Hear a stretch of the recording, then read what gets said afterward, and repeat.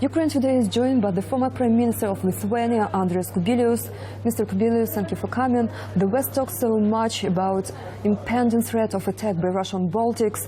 Russia has been holding increasingly frequent military drills near its Eastern European neighbours, not to mention overflight and naval exercises in the Baltic Sea. So how could you determine such signals, and do Lithuanians feel safe? First of all, of course, from the very beginning, from Russian aggression in Ukraine, we understood that it's not only the challenges which Ukraine is facing, but also we need to feel ourselves very much insecure. Of course, we are much more secure because we are members of NATO, and NATO is really becoming more and more proactive, increasing its participation and presence in the Baltic states. It's really good. We are increasing our military spending, and we are improving our military capabilities. This is also very important, but of course, all of us, we need to understand that if Mr. Putin will decide that there is a need to test NATO capability to defend its members, then the target will be us. We shall be the target. And in which way, how things can develop, we can just guess.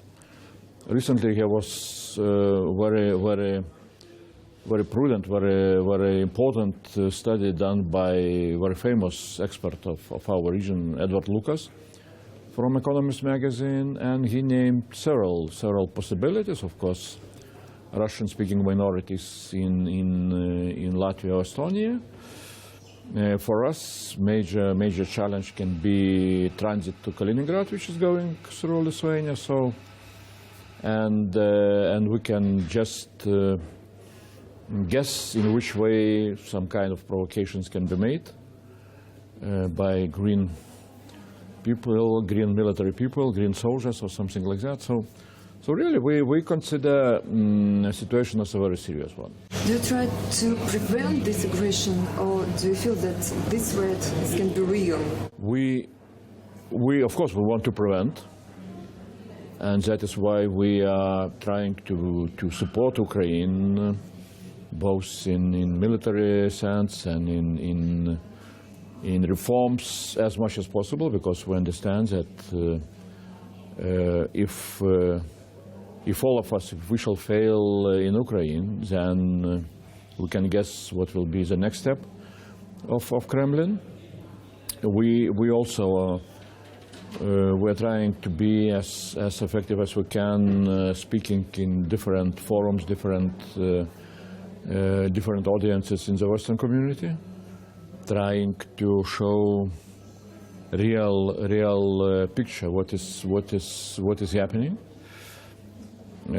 So it's good that, well, it's not good, but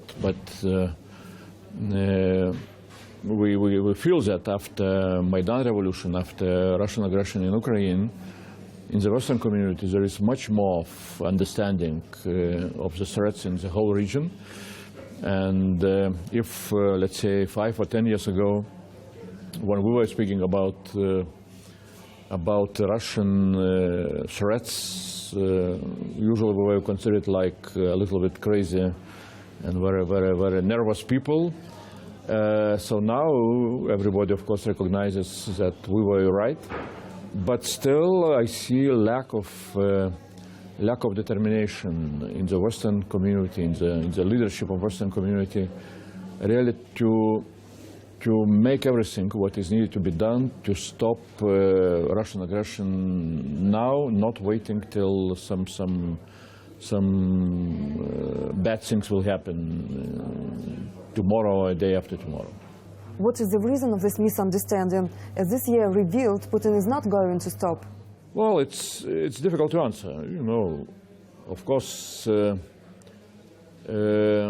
European Union never had such kind of strong unity and strong political will and strong leadership to resolve such type of political or geopolitical crisis. We can remember beginning of 90s, Balkan wars, you know, Serbia, Kosovo, and so on, and usually without American leadership, American involvement, Europe was not able to resolve even smaller difficulties. So that's unfortunately this is European style. Americans are perhaps again in such a mood now to look for new challenges in some way, in China, somewhere else, trying to leave Europe for Europeans to resolve the problems, and that is what creates a vacuum of political will and strong leadership in the Western community, which is very much needed to prevent Russia from next step of its aggression. NATO established its first permanent post in Lithuania as the first step to a larger presence. Don't you think that this fact enrages Russia so much and Moscow would be able to increase its military actions? Well, you know, of course Russia is nervous. Perhaps they will try to show that they are reacting. But I think that it's we need to, and I am trying to speak always in a very clear way, that knowing a little bit of you know, Kremlin character and mentality and behavior, what provokes Russia is not the strength of Western community, you know, stopping them and showing the force of Western community. What provokes really when Russia, when Kremlin does not get a proper strong answer from Western community, that provokes them. So weakness from the Western community side, that is what provokes Russia to be more aggressive, not the strong answer. So we appreciate that NATO established several of those commanding centers. We appreciate that NATO is really showing its presence in our countries much more of that. We need much more of their presence. We need you know, military equipment and permanent military presence in our countries.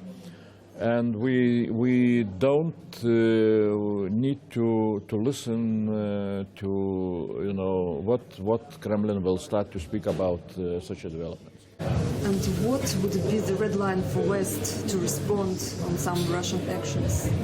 Well, of course, any kind of military provocations against NATO countries would be a very clear red line. But even let's say military war against Ukraine, I think is a red line which still Western community is not considering really in a serious way. And I think that still in the Western community there is a lack of long-term strategy towards Russia, and this is the biggest problem. And I was speaking here in Krynica forum, saying very simply, you know, we need to understand why Putin is behaving in such a way, in an aggressive way in Ukraine. Can you say that Ukraine is on the right way? I see a lot of similarities with what we went through at the very beginning in the 90s. You spent 25 years without big changes. The changes started to happen only now. You will go through a difficult period of time. All those reforms, all those changes, they are not happening, you know, during the next day. There will be a lot of political chaos, political instabilities, and so on. There will be difficulties, economical and social.